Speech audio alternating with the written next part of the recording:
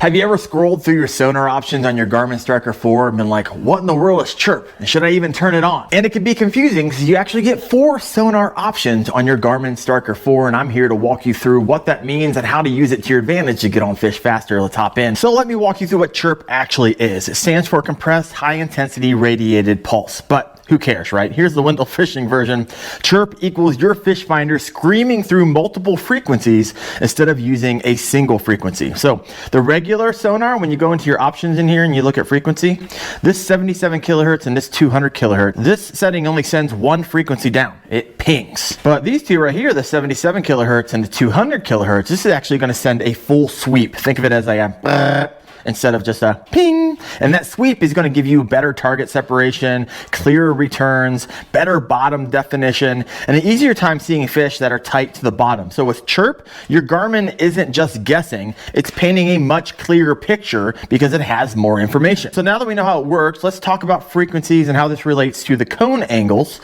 right? And this is where most people get lost. So first, let's get out ahead of this. Your sonar isn't scanning in like one straight line going down, right? It's scanning a cone-shaped beam under your transducer, but there is a trade-off, right? The wider the cone, the more area you cover, but the less detail you get. The narrower the cone, the more detail you get, however, the less area that you cover.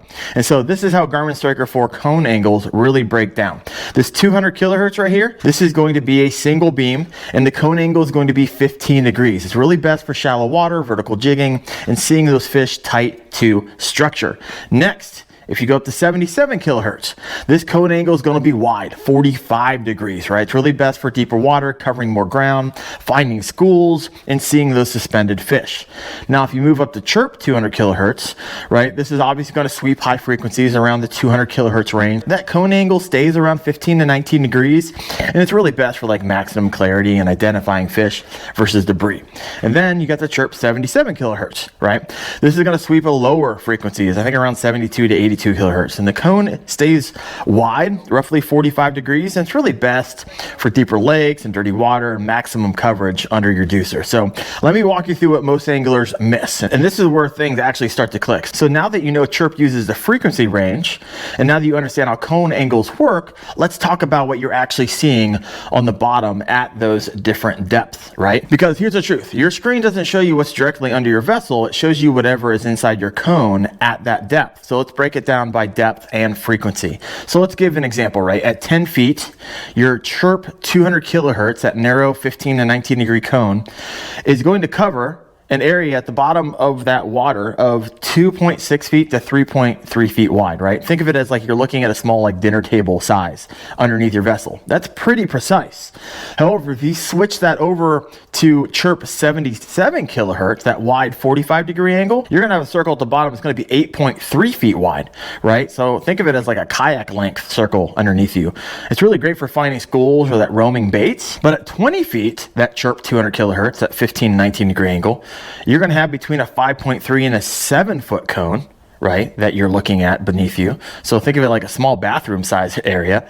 So this is that surgical precision that helps you see that fish tight to the bottom. However, if you're at 77 kilohertz and 20 feet of water, that coverage at the bottom is going to be 16 feet wide, right? That's a freaking garage underneath your vessel.